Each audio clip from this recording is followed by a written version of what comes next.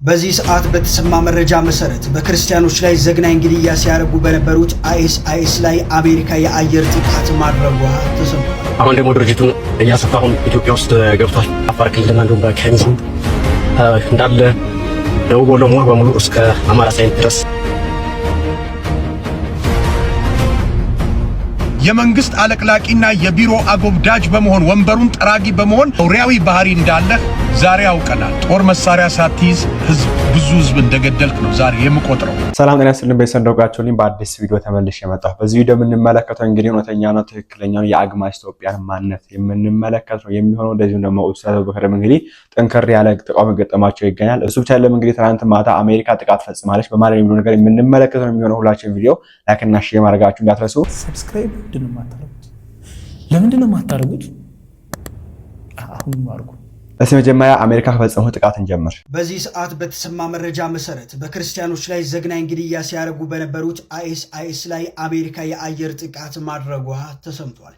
በናይጄሪያ ክርስቲያኖች ላይ ዘግናኝ ጭፍጨፋ በሚያደርጉ አይኤስ ቡድኖች ላይ የአየር ድብደባ እንዲካሄድ ማዘዛቸውንና መፈጸሙ የአሜሪካው ፕሬዝዳንት ዶናልድ ትራምፕ ገልጸዋል። የጦር ኃይሎች የበላይ አዛዥ በመሆኔና ባለኝ ስልጣን መሰረት ተደጋጋሚ ድብደባዎች እንዲፈጸሙ አዝዤ ተግባራዊ ሆኗል። አሜሪካ አይኤሶችን እንዲያቆጠቁጡ አትፈቅድም ሲሉ ትራምፕ ተናግረዋል።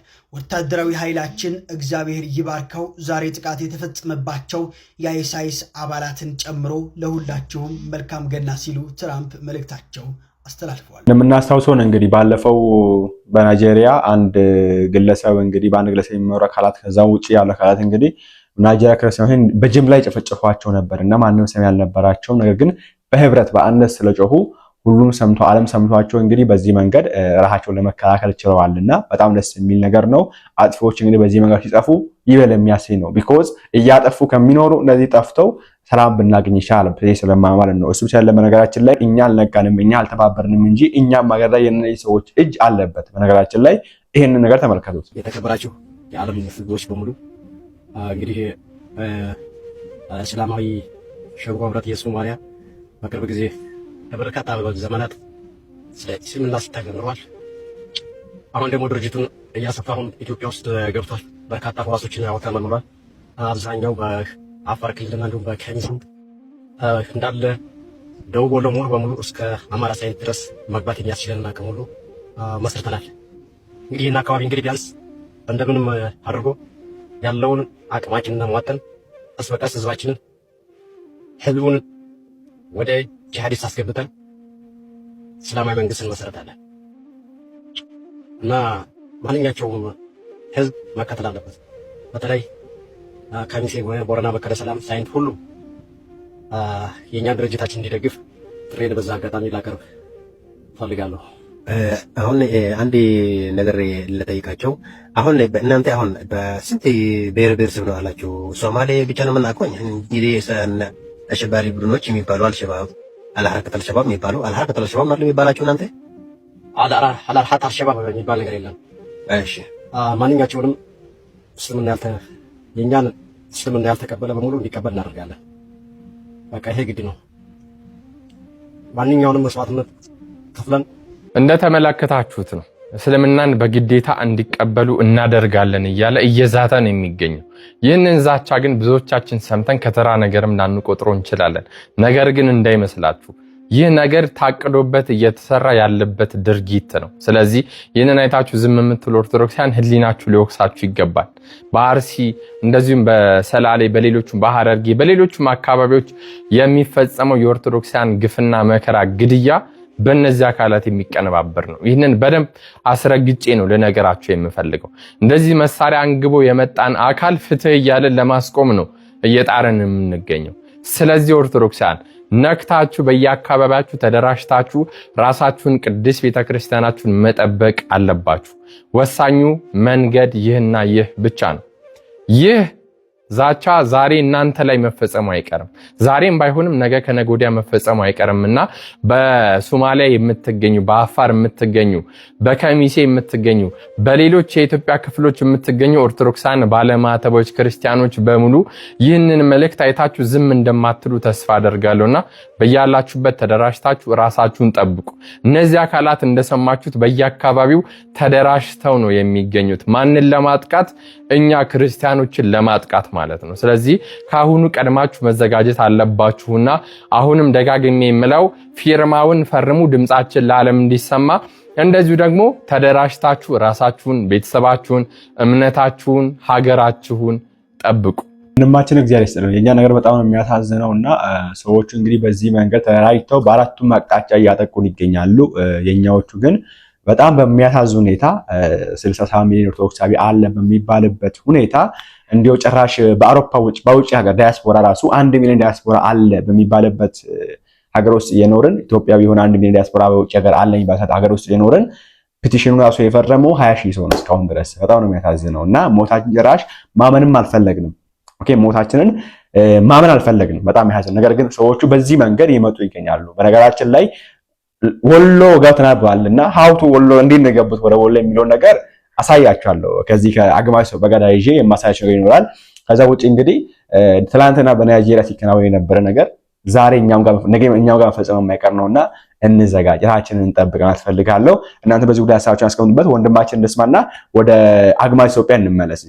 የናይጄሪያ ክርስቲያኖች አንድ በመሆናቸው በአንድነት በመጮሃቸው እንደምታዩት በዛሬው ዕለት የአሜሪካ መንግስት ለዘመናት ሲያርዳቸው የነበረውን ለዘመናት ሲገላቸው የነበረውን አሸባሪ ቡድን ዱቄት አድርጎት አድሯል።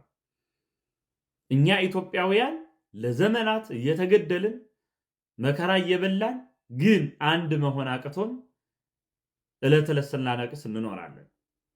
መዳኛችን ብቸኛው መንገድ ኦርቶዶክሳዊ አንድነታችን ነው። ከዘር፣ ከፖለቲካ፣ ከብሔር፣ ከጎሳ ከነዚህ ሁሉ ነገሮች ወጠን በአንድነት በመቆም መፍትሄ ልንፈልግ ይገባል። መዳኛችን ኦርቶዶክሳዊ አንድነትና አንድነት ብቻ ነው። ይህንን ከናይጄሪያዎች ልንማር ይገባል። ፒቲሽን ያልፈረማችሁ ፒቲሽኑን ፈርሙ። ቀጣይ የምንመለከተው እንግዲህ ስለ አግማስ ኢትዮጵያ ነው የሚሆነው። አግማስ ኢትዮጵያ እንግዲህ አቶ ወርቁ አይተው ነው የተባሉ ግለሰብ 15 ሚሊዮን ብር ለደብረ ብርሃን ተፈናቃዮች አግዘው ብሩን አንቀበልም ብለዋል። አንቀበልም ያለበት ምክንያት አንድ ነገር ነው ያስቀምጠው። እሱ ምንድነው? ይሄ ተቋም ከዘር ያዙልኝ፣ ከብሔር፣ ከፖለቲካ፣ ከሃይማኖት የጸዳ ነው ጋር ከምንና ከምን ሁለቱን ያዙልኝ፣ ከፖለቲካና ከሃይማኖት የጸዳ ነው የሚለውን ያዙልኝ። ምኑ አግማስ ኢትዮጵያ ከፖለቲካና ከሃይማኖት የጸዳ ነው ይላል። እውነት አግማስ ኢትዮጵያ ከሃይማኖት የጸዳ ነው ስንመለከት አግማስ ኢትዮጵያ መርጃ ማዕከል ብቻ ሳይሆን አግማስ ኢትዮጵያ ሃይማኖታዊ የመርጃ ማዕከል ነው። ይሄ መታወቅ አለበት። በዛው ይሄን እያወቅን በቃ ለደብረ ብርሃን ሰዎች እናግዛቸው ምናምን ሲሉ ያግዙሽ አፋቸው ላይ አንቁም። ሰዎች ተርዋል። ማንንም ያግዛቸው ምን ነው የሚባለው? እንዲያውም አህያ ቁስለኛም ሆነች ምንም ሆነች ማር ካመጣች ይቀበላል ይባላል። እና ማንም ብቻ ያግዛቸው በሚል ነው ዝም ያልነው እንጂ አግማስ ኢትዮጵያ የራሱ አጀንዳ እንዳለው እናውቃለን። ሃይማኖታዊ ተቋም ነው። አግማስ ኢትዮጵያ ውስጥ የሚገኝ አንድ ክርስቲያን አለ? የለም። ሃይማኖት ተቋም ነው። ሃይማኖት ተቋም ሆኖ አልጠላንም እኮ እኛ። እናንተ ስትጽፉ ከሃይማኖት ጸዳ ነው። አልጸዳም ከሃይማኖት ሙሉ በሙሉ በሙስሊሞች የሚመራ ነው። ለዛም በዋቢያ ሙስሊሞች የሚመራ አግማስ ኢትዮጵያ። ይሄ መታወቅ አለበት። ተመልከቱ፣ እነዚህ ናቸው መሪዎች። ከፖለቲካ የጸዳ ነው አሉ። የአግማስ ኢትዮጵያ ዋና ትልቁ እንትኑ ምንድነው? በወሎ ነው የሚገኘው። እንግዲህ ወሎን ገንጥሎ አውጥቶ ለራሱ ክልል ማድረግ ነው። ከአማራ ክልል ወሎ ገንጥሎ ማውጣት እቅድ ያለው አካል ነው። እንግዲህ አግማስ ከፖለቲካ የጸዳ ነው የሚልክ ተመልከቱ። እንግዲህ ወሎን ገንጥሎ ለመውሰድ እያሰበ የሚገኝ እያቀደ የሚገኝ ብዙ ጥያቄ ያቀረበ አካል ነው። ዛሬ እኔ ከፖለቲካ ጸዳው ነኝ ይላል። ኦኬ በታጣቂዎች የተመራ ገንዘብ አልቀበልም ይላል። ከፖለቲካ ጋር የሚገኝ ገንዘብ አልቀበል የሚመራው ምንድነው? በታጣቂዎች። ተመልከቱ እዚህ ጋር እነዚህ ሰዎች ናቸው የሚመሩት። እነዚህ ሰዎች ምንድን ናቸው? ታጥቆ የሚንቀሳቀሱ ናቸው። አንደኛ የዋሃቢያ ሙስሊሞች ናቸው። እነዚህ በናይጄሪያ የሚገኙ ማለት ነው። የናይጄሪያ ክርስቲያኖች ያጠቁ ከነሱ ጋር አንድ ናቸው። አሁን ቅድም ልዩ ሲናገር ሰማችሁ፣ ወደ ወሎም ገብተናል ብሏል። በዚህ መንገድ ነው እንግዲህ ሰዎች እየተንቀሳቀሱ የሚገኙት እና ከሃይማኖት አልጸዳም፣ ከብሔር አልጸዳም፣ ከፖለቲካም አልጸዳም እኮ ይሄ ተቋም። እንዴት ነው ከሃይማኖትና ከፖለቲካ ጸዳ ነው? ልትላችሁ ሞራል የላችሁ ነዛ ለማለት ኦኬ። ሙሉ በሙሉ አግማስ ኢትዮጵያ የመርጃ ማዕከል ሃይማኖታዊ ተቋም ነው። ይሄ መታወቅ አለበት። ኦኬ እስላሞችን ብቻ የሚወክል ተቋም ነው። እኔ አልቃወምም እሱን የሙስሊሞች ተቋም ሆነ አልቃወምም። እንግዲህ ተባብሮ ይተጋገዙ ችግር የለውም። ግን በስማዊ ሸፈናችሁ መምጣቱ ነው ችግሩ። ከሁሉም እርዳታ አገኛችሁ ከዛ ከአንድ ግለሰብ ሲሆን ደግሞ አንቀበልም አላችሁ። ይሁን ከፖለቲካ የጸዳ ነው። ከፖለቲካ አልጸዳችሁም እናንተ። በታጣቂዎች የሚመራ ድርጅት እንዴት ነው ከፖለቲካ የጸዳ ነው የሚለው? በታጣቂዎች የሚመራ ድርጅት ይሄ ነገር መታወቅ አለበት ማለት ፈልጋለሁ። ከዛ ውጪ የታችን ስማትና ዋናው ቪዲዮ አሰማችኋለሁ። ሃይ ጋይስ እንዴት ናችሁ? ደህና ናችሁ? አሁን የመጣሁበት ምክንያት እንኳን በጣም የገረሙኝ ነገሮች ስላሉ ነውና እስኪ ትንሽ ከናንተ ጋር እናውራበት ብዬ ነው። ያው ምናልባትም እናንተም እኔ የተሰምቷችሁ ሊሆን ይችላል። እስኪ በኮሜንት ታሳውቁኛላችሁ ማለት ነው። አንዳንድ ግለሰቦች አሉ የኛ አንድ መሆን የሚያስፈራቸው ህዝብ አንድ ሲሆን እጅና ጓንት ሲሆን የሚያስፈራቸው ኃይል ወገን ለምን ተረዳ ከጫፍ እስከ ጫፍ በአንድ ድምጽ ለምን የዛ የተራበ ህዝብ የዛ የደከመ ህዝብ ነገር ለምን ይፋ ወጣ? ለምን በየቦታው ገንዘብ ተሰባሰበ? ሰው በነቂስ ወጥቶ ለምን ተረዳ? በአጠቃላይ አንድነታችን የሚያስፈራቸው ሰዎች አሉ። አይ ዶንት ኖ ዋይ። ለምንድን ነው የምትፈሩት? አንድ ስንሆን አንድ መሆናችን አያችሁ አይደለ? በጣም ብዙ የሚያስፈራው ሰው አለ። አንድ መሆናችን የሚያምርብንም አንድነታችን ነው። ልዩነታችንን አጥብበን አንድ ስንሆን የሚፈራ ኃይል አለ። ያንን ኃይል ደግሞ ፈርተን ወደ ኋላ የምንልበት ነገር አይኖርም አይደለ? አሁንም የተራበ ህዝባችን ይጠግባል።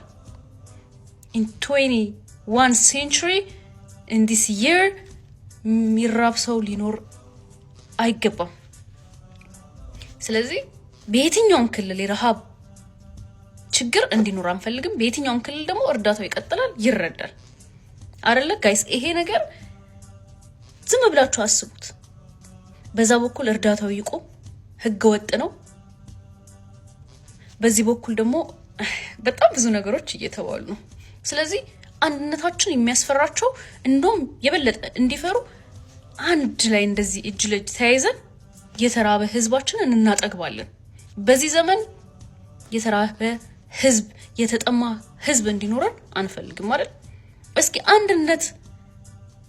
አንድነታችንን የሚፈልግ አንድነት የናፈቀው በጋራ እጅ ጓንት ሆኖ የተራበን ህዝብ ማጥገብ የሚፈልግ በኮሜንት ያሳውቀን፣ ከኔ ሀሳብ ጋር የሚስማማ ማለት ነው። እኛ ግን ወደ ኋላ የለም አይደል? ወደ ኋላ የለም፣ ወደ ኋላ ስበሽ ካስገባሽኝ በኋላ ብሏል ዘፋኙ አይደል? እግዚአብሔር ይስጥልን። እኔ ግን እዚህ አማሳን ፈለው ይሄን ጥያቄ አእምሯችሁ ያውቃል። እንደምታውቁት ነው እንግዲህ ሁላችንም ይሄ ቪዲዮ የምትመለከቱ ከኔ ጭምር ሌሎቻችንም እንግዲህ አብዛኛው የኢትዮጵያ ህዝብ ይሄ የሚወደው የሆነ አካል አለ። እሱ ምንድነው?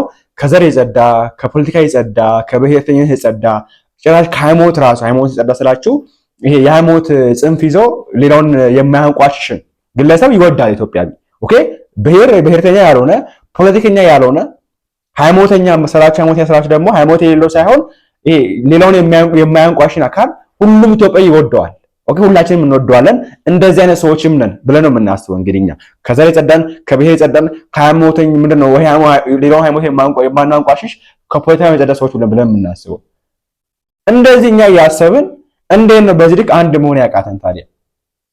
እታችን እንዳለችው ይሄ ነገር የሚያሳስበው ይሄን ነገር መበታተን ይፈልግ አካል አለ። ከዚህ በፊት ብየዋለሁ።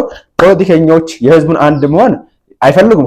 ከጀምሮ ይሄ መታወቅ አለበት። የትኛውም አካል አይፈልግም። በተለይ የአፍሪካ ፖለቲከኞች የአፍሪካ ትላልቅ ሰዎች ባለስልጣናት አይፈልጉትም። ቢኮዝ ብዙ ነገር አለ። ብዙ ነገር ሊባል ስለሚችል ህዝብ አንድ ሲሆን ማለት ነውና ሰላም ጤና ይስጥልኝ። በመጀመሪያ በኢትዮጵያ ውስጥ የምትኖሩ የትኛውም የሃይማኖት ተቋማትን ማሳሰብ እፈልጋለሁ። በዚህ ንግግሬ የትኛውንም ሃይማኖት ተቋም ለመንካት ከባህል ያፈነገጠ ማንኛውንም አይነት ነገር ላለማድረግ ጥንቃቄ እያደረግኩኝ ነው። እንደ አንድ ኢትዮጵያዊ እናትና አባት እንዳለው እህትና ወንድም እንዳለው በአካባቢ በጎረቤት በማህበረሰብ ተመክሮ እንዳደገ ኢትዮጵያዊ ወጣት ዛሬ የሚሰማኝን ነገር ልናገር መጥቻለሁ። ለኡስታዝ አድርሱልኝ። ምን ነክተዋል? እናትህ ቢሆኑ በደብረ ብርሃን በዛ ካምፕ ውስጥ የታሰሩት የተጠለሉት አባትህ ቢሆኑ በዛ በደብረ ብርሃን ካምፕ ውስጥ ሆነው የሚበላ የሚቀመስ ያጡት አንጀታቸው የተጣበቀው ያንተ ቤተሰብ ቢሆኑት የመጀመሪያ እርምጃ ምን ነበር? ካለህ ከኪስህ ከባንክ አካውንት ከቋትህ አውጥተህ ቶሎ መልስ መስጠት፣ ከሌለህ አደባባይ ወጥተህ ስለ እናትና ስለ አባትህ ስትል ያለህንም ስልጣን ተጠቅመህም ቢሆን መለመን። እነዚህ ሁለቱ ነገር ባይሳኩልህ ግን በእርግጠኝነት ስለ እናትና ስለ አባትህ ስትል ትዘርፋለህ። የትኛውንም ይሁን ነገር ትዘርፋለህ። የእናትና የአባትን ነፍስ ለማዳን የምትችለውን ነገር ታደርጋለህ። ታዲያ በአማራ ደብረ ብርሃን ድንኳን ውስጥ በአመታት ፍርፋሪ የተጣለላቸው ከሌላቸው ያላቸውን ተካፍለው በበዓል ዳቦ እየበሉ በውሃ ስንት ያሳለፉ እናትና አባቶች በክረምት እንኳን የተስተካከለ የሚለበስ አልባስ የሌላቸው እናቶች አባቶች እንዴት ለነሱ ጊዜ እንዴት አይንህ ቀላ? እንዴትስ አስችሎህ በዚህ ላይ ፖለቲካ መስራት ፈለግ? አይኖ ብዙ ሰዎች በፕሮፌሽናችሁና በሙያችሁ አልሳካ ሲላችሁ የመንግስት አለቅላቂና የቢሮ አጎብዳጅ በመሆን ወንበሩን ጠራጊ በመሆን እየሰራችሁ ያላችሁና ለማህበረሰባችሁ ንቀት ያላችሁ ብዙ ሰዎች አውቃለሁ።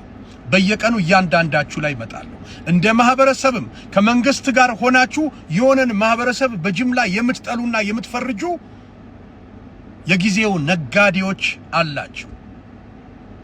አሁን እየተገለጣችሁ መጣችኋል። የመጨረሻው ሰዓት ስለሆነ ኡስታዝ ታላቁ ባለሀብት የሰጠውን 15 ሚሊዮን ብር እንደ ድርጅት ከመንግስት ጋር አግሪመንት ስላለን ፖለቲካ ስለሆነ የዚህ ገንዘብ አመጣጥ አንቀበልም እንዴትስ ትላለ? በየትኛው ዓለም ነው ድርጅት ከመንግስት ጋር በፖለቲካ ውስጥ ተሳስሮ የሚሰራው?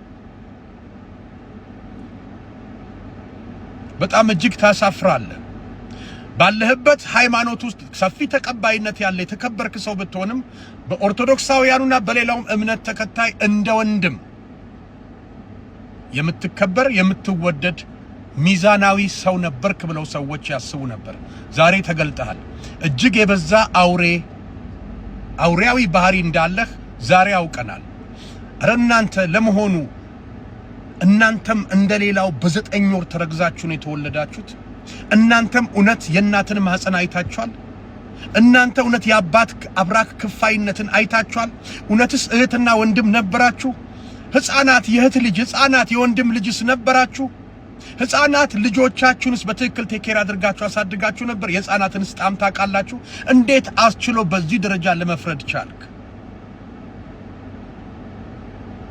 መንግስትና ቋንጣ ከተሰቀለበት ከወጣበት መውረዱ አይቀርም ይባላል። ቋንጣም ከተሰቀለበት የመጨረሻዋ ቋንጣ ብትቀር ትወርዳለች፣ መንግስትም ይወርዳል። በሌላው ቢቀር በሁለት ነገር ይወርዳል። አንድ በሞት፣ ሁለት ጊዜው አብቅቶ ህዝብ ያመፀቀን። በኢትዮጵያ ውስጥ ተደጋጋሚ የ7 ዓመት ችግር ቸነፈሮችን ስንቆጥራቸው ርዕደ መሬት፣ ደራሽዋ፣ ጦርነት፣ እገታ፣ መደፈር፣ ረሃብ እነዚህ ሁሉ በ7 ዓመት ውስጥ ያየናቸው ከፍተኛ የኢትዮጵያ ቻሌንጅ ነው። በዚህ ጊዜ በቲክቶክ ላይ ያሉ ጀግና ወታደር የኢትዮጵያ ልጆች እናትና አባታቸውን የሚያከብሩ ያገኙትን ገንዘብ ሰብስበው በስነ ስርዓት ቦታው ድረስ በመሄድ ከህብረተሰቡ ጋር አብረው ህመሙን እየታመሙ የፔኑን ልክ ያወቁ የሚረዱ ወጣቶች በተፈጠሩ ጊዜ ማበረታታትና ለነዚህ ሰዎች መንገድ መክፈት ሲገባ እንዴት የመጣንስ ገንዘብ እንደዚህ በንቀት አንድ ህዝብ ላይ ጅምላ ጨራሽ ጦር መሳሪያ ሳትይዝ ህዝብ ብዙ ህዝብ እንደገደልክ ነው ዛሬ የምቆጥረው። ልመና እጅግ በጣም የሚያሳፍር ነገር ነው። ብዙ ሰዎች ወጥተው መለመን ባለመቻላቸው መለመን በመሸማቀቃቸው ምክንያት ብዙዎች ባልጋ ላይ ይገኛሉ። ብዙዎች ችግራቸውን በውስጣቸው ይዘው ቤታቸውን ቆልፈው ያለቅሳሉ። መለመን እጅግ ከባድ ነው። ልለምን የሰው ፊት ይየኝ ሰው ይስደበኝ ብለው ችለው ክብራቸውን ዝቅ አድርገው ምክንያቱም የክርስቶስን ፍቅር ያውቃሉና ክርስቶስ በብዙዎች ተሰድቧል፣ በብዙዎች። ስለዚህ የክርስቶስን ፍቅር የሚያውቁ ልጆች ወጥተው አደባባይ ለምነው ያመጡትን ገንዘብ እንዳይሰጥ ብዙ የተማራችሁ ምሁራን ነን ባዮች እየተቃወማችሁ ነው የምትገኙት። ወደ ትግራይ የሚደረገው የተራቡ ሰዎች አልተራበም ትላላችሁ። ኧረ እባካችሁ ከዚህ በላይ እንዴት ታያላችሁ? ስዕል ነው እንደ የቀረቡት እናቶች፣ አጥንታቸው ላይ ስጋቸው የተጣበቁ እናቶች፣ አንጀታቸው ውስጥ ምንም አይነት ምግብ ባለመኖሩና ጉሮሯቸው በመድረቆ የተነሳ ቃላት ማውጣት ማይችሉ ጠሚያ የምትለው ያቺ እናት ድምጽ ለእናንተ ምንድነው የሚሰጣችሁ ፊሊንግ? ብዙዎች በፖለቲካ ውስጥ ገብተው ተንቦራጭቀው ገንዘብ አካብተዋል። ግን በእናንተ ደረጃ በዚህ ደረጃ የቆሸሸ የለም። የህዝባችሁን ስብዕና ከሰውነት ተራ ወርዳችሁ የምታደርጉትን አስነዋሪ ተግባር ብዙዎች አይተዋል፣ ብዙዎች ሰምተዋል። እጅግ በጣም ያሳዝናል።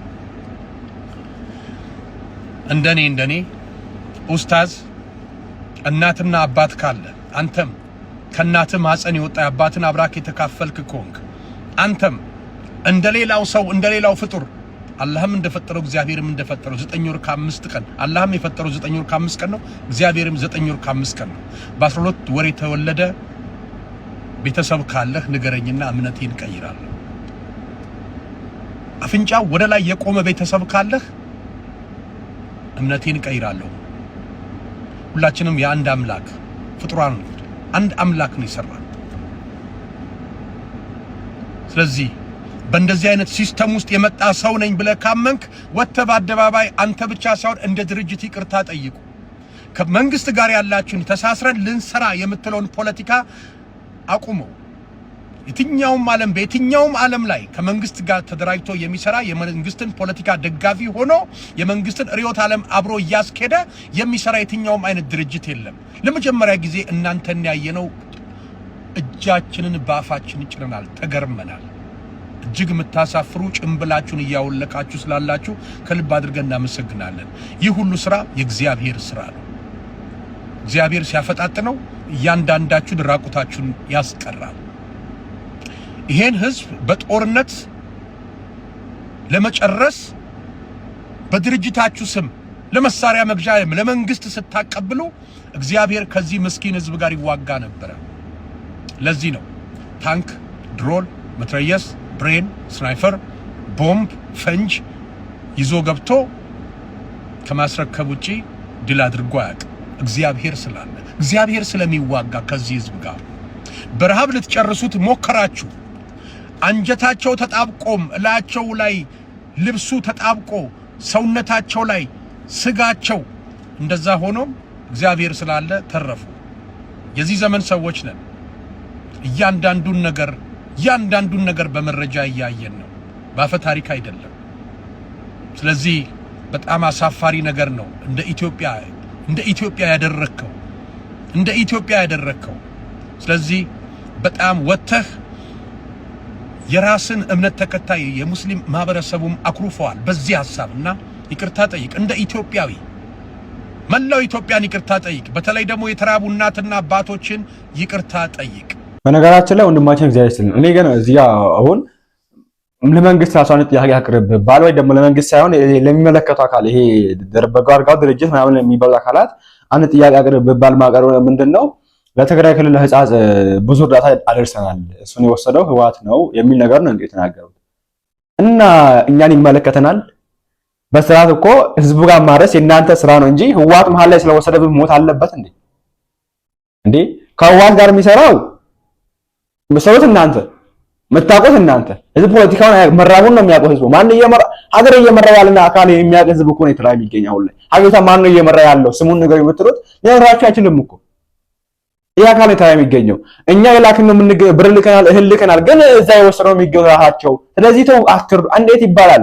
ሰው እየሞተ እያየን እናንተ ስለረዳችሁ ነገር እዛ እንዳንሳውታላችሁ እኮ መሀል ላይ የቀረ እንደሆነ ራሳቸው የወሰዱት ታውቃላችሁ፣ ግን ይዛችሁ ማለት አልፈለጋችሁ። ተባብረው ወጣቱ ህዝብ ተባብረው ሲያደርስ አታደርሱ ብላችሁ ከለከላችሁ። ታግዳል። አሁን ላይ በተማረክ ወዴትም እንዳያያችሁም ተብሏል። ገይ መሰብሰብ አይቻልም፣ ምንም አይቻልም። ደብረ ብርሃንም ሆነ ወደ ትግራይ ክልል ምንም ማድረጋችሁም ተብሏል። በጣም ነው ያሳዝነው ይሄ። ኦኬ ነገርየው እዛ የደረሰ እንዳልሆነ ታውቁታላችሁ። እዛ የደረሰ ካልሆነ ለምን ይዛችሁ ሄዳችሁ አልደረሳችሁ? ለምን ሄዳችሁ አልተመለከታችሁም? በአይናችሁ ልከናል፣ እነሱ ናቸው የወሰዱ ያሉ። ስለዚህ ምን ይሁን ታዲያ? እናንተ ልካችኋል፣ የወሰደው ያ አካል ነው እና ምን ይሁን እና ህዝቡ ይሙት እዛ? ኧረ ተው በማርያም በህዝብ አትጫወቱብን ተው። እና እንደዚህ አይነት ቀልድ ነው የሚቀለሉብንና ዩኒቨርሲቲ እና በዚህ ወዲያ ሀሳባችሁን አስቀምጡበት። በቀጣዩ ደግሞ እንመለሳለን። ላይክ እና ሼር ማድረግ እንዳይረሳ። ቸር ቆዩልኝ።